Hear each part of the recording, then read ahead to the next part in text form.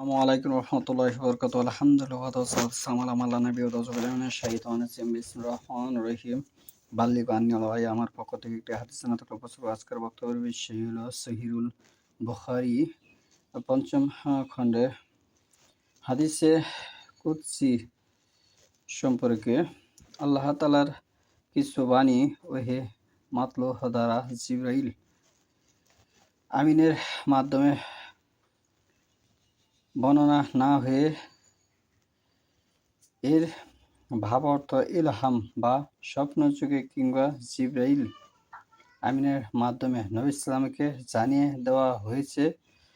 পরে নবী সাল্লাম ওই ভাবার্থকে নিজের ভাষায় প্রকাশ করেছেন। ওই ভাবার্থের শব্দগুলো স্বয়ং আল্লাহ তাআলার নয় বলে এগুলিকে কোরআন হিসেবে ধরা হয়নি, কিন্তু এর ভাবার্থগুলো যেহেতু নবী সাল্লামের, তাই এর নাম হাদিস। এজন্যই আল্লাহ তাআলার উক্তিমূলক ভাবার্থ এবং ওই উক্তির বর্ণনা রাসূলুল্লাহ সাল্লাল্লাহু আলাইহি ওয়াসাল্লামের শব্দ উভয়কে এক কথায় হাদিসে কুদসি বলা হয়। সহিহুল বুখারীর পঞ্চম খণ্ডে মোট 11টি হাদিসে কুদসি রয়েছে, যার ধারাবাহিকতা নম্বর হচ্ছে 5352, 5653, 5927, 5953, 5987, 5988, 6040, 6070, 6181, 6227, 6321। মুতাওয়াতির হাদিস, যে সহিহ হাদিস প্রত্যেক যুগে এত অধিক রাবী বর্ণনা করেছেন যাদেরকে মিথ্যা প্রতিপন্ন করার জন্য একত্রিত হওয়া সাধারণত অসম্ভব, এমন হাদিসকে মুতাওয়াতির হাদিস বলা হয়। পঞ্চম খণ্ডে মোট 185টি মুতাওয়াতির হাদিস রয়েছে। সহিহুল বুখারীর পঞ্চম খণ্ডে মারফু হাদিস, যে হাদিসের সনদ বা বর্ণনা সূত্র রাসূলুল্লাহ সাল্লাল্লাহু আলাইহি ওয়াসাল্লাম পর্যন্ত গিয়ে পৌঁছেছে, অর্থাৎ যে হাদিসে আল্লাহ রাসূল সাল্লাল্লাহু আলাইহি ওয়াসাল্লামের কথা, কাজ বা অনুমোদন বর্ণিত হয়েছে, তাকে মারফু হাদিস বলে। সহিহুল বুখারীর পঞ্চম খণ্ডে মোট 1212টি মারফু হাদিস রয়েছে। 1212টি মারফু হাদিস রয়েছে।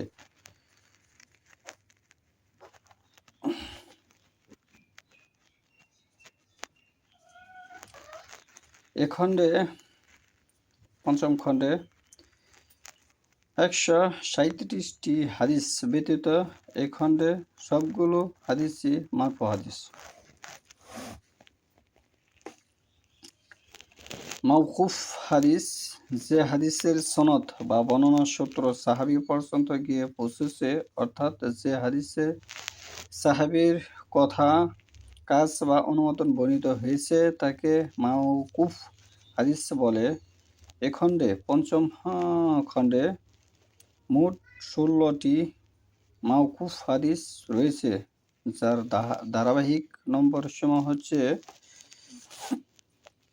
5568, 5588, 5590, 5598, 5600, 5690, 5842, 6097, 6098, 6140, 6194, 6248, 6279, 6302, 6303, 6327, এই সবগুলি হাদিসই মাওকুফ হাদিস। সহিহুল বুখারী শরীফের পঞ্চম খণ্ডে মাকতু হাদিস, যে হাদিসের সনদ বা বর্ণনা সূত্র তাবিঈন পর্যন্ত গিয়ে পৌঁছেছে তাকে মাকতু হাদিস বলে। সহিহ বুখারীতে সর্বমোট 7টি মাকতু হাদিস রয়েছে, সেগুলোর হাদিস নম্বর হচ্ছে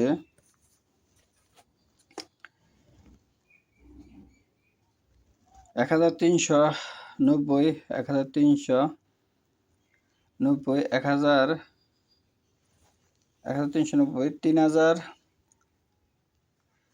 3849,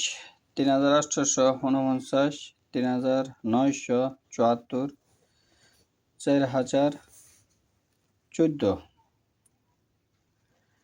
5330, অর্থাৎ এই খণ্ডে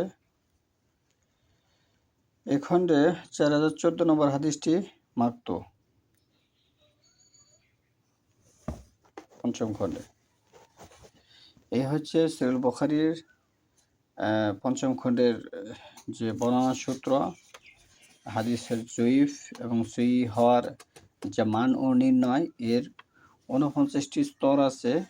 এখানে কিছু স্তর উল্লেখ করলাম, সেটি প্রত্যেকটা মুসলিমের জন্য গুরুত্বপূর্ণ।